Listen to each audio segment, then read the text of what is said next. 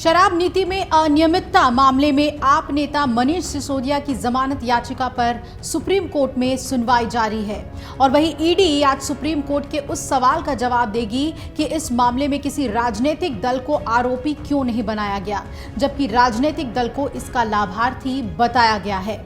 दिल्ली में कथित शराब घोटाले में आम आदमी पार्टी के एक और बड़े नेता संजय सिंह की गिरफ्तारी के बाद राजधानी का सियासी पारा हाई है और आज संजय सिंह की कोर्ट में पेशी होनी है। संजय सिंह की गिरफ्तारी के विरोध में आम आदमी पार्टी बीजेपी मुख्यालय का घेराव करेगी, तो वहीं बीजेपी भी विरोध प्रदर्शन कर रही है, यानी कि आरोप प्रत्यारोप का दौर जारी है।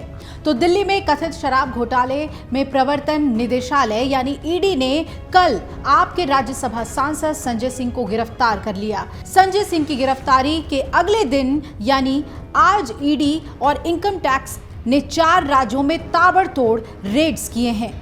ईडी ने नगर पालिका भर्ती घोटाले के मामले में पश्चिम बंगाल सरकार में मंत्री रतिन घोष के यहां छापेमारी की है। अब ये रेड्स क्यों अहम हो गए हैं, ये आपको बताते हैं। आईटी ने चेन्नई में डीएमके सांसद के यहां भी रेड डाली है और इसके अलावा तेलंगाना में बीआरएस विधायक और कर्नाटक के शिवमोगा में डीसीसी बैंक के चेयरमैन के यहां भी छापेमारी हुई है। यानी रेड्स का सिलसिला संजय सिंह के बाद दिल्ली में उनके घर रेड के बाद अचानक से बढ़ गए हैं। पश्चिम बंगाल में मंत्री के आवास समेत 13 ठिकानों पर छापे मारे गए हैं और पश्चिम बंगाल की ममता सरकार में मंत्री रतिन घोष के आवास पर प्रवर्तन निदेशालय ने छापेमारी की और ये कार्रवाई नगर पालिका भर्ती घोटाले में कथित संलिप्तता को लेकर ही की गई है। बताया जा रहा है कि रतिन के कोलकाता आवास समेत 13 ठिकाने हैं जहां पर छापेमारी की गई है और मध्यम ग्राम सीट से विधायक रतिन घोष ममता सरकार में खाद्य एवं आपूर्ति मंत्री हैं। अब दक्षिण का रुख करें तो तमिलनाडु में डीएम के सांसद एस जगत रक्षकन के परिसरों में भी आयकर विभाग पहुंची और तलाशी जारी है। विभाग की ओर से 40 से ज्यादा स्थान पर छापेमारी की गई है और आईटी की ओर से Accord distillers and brewers private limited पर भी छापेमारी हुई है।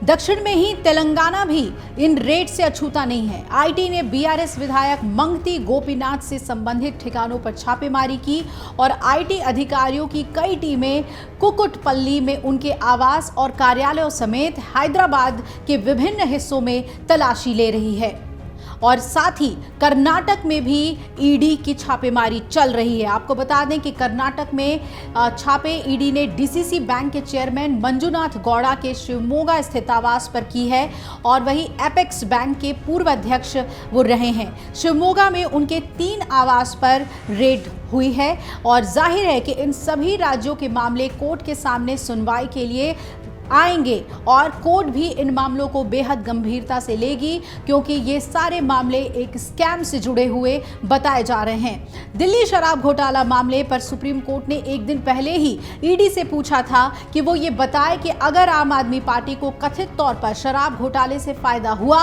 और उसे पैसे मिले हैं, फिर prevention of money laundering act यानी पीएमएलए मामले में आम आदमी पार्टी को आरोपी क्यों नहीं बनाया गया है। जस्टिस संजीव खन्ना और जस्टिस एसवी भट्टी की पीठ ने सीबीआई और ईडी की तरफ से पेश हुए additional solicitor general SV Raju से अदालत में ये सवाल पूछा। पीठ ने यह भी पूछा कि जहां तक पीएमएलए का सवाल है, आपका पूरा मामला ये है कि अपराध का पैसा एक राजनीतिक दल को गया, वो राजनीतिक दल अभी भी आरोपी नहीं है, आप इसका जवाब कैसे देंगे। सुप्रीम कोर्ट में दिल्ली के उप मुख्यमंत्री मनीष सिसोदिया की जमानत याचिका पर सुनवाई चल रही थी जब जज ने ये सवाल रखे। वहीं दिल्ली शराब नीति घोटाले में मनीष सिसोदिया आरोपी हैं, वो जेल में हैं और अब संजय सिंह को भी इसी मामले में ईडी ने गिरफ्तार किया है। सिसोदिया ने याचिका दायर कर जमानत की मांग की थी ताकि वो अपनी बीमार पत्नी से मिल पाएं और अब आज कोर्ट में पेशी होनी है संजय सिंह की भी। अब देखना है कि अलग अलग राज्यों में ईडी जो रेड कर रही है, इनकम टैक्स डिपार्टमेंट जो रेड कर रही है, वो गैर बीजेपी शासित राज्यों में हो रहे हैं और कैसे उन मामलों में अब जांच आगे बढ़ती है और दोष साबित होता है या फिर इसमें जमकर सियासत देखने को मिलेगी लोकसभा चुनाव से पहले। अमर उजाला अब आपके टीवी पर भी। अपने स्मार्ट टीवी पर YouTube पर सर्च करें अमर उजाला, चैनल सब्सक्राइब करें और देखें ताज़ा खबरें, वो भी HD क्वालिटी में।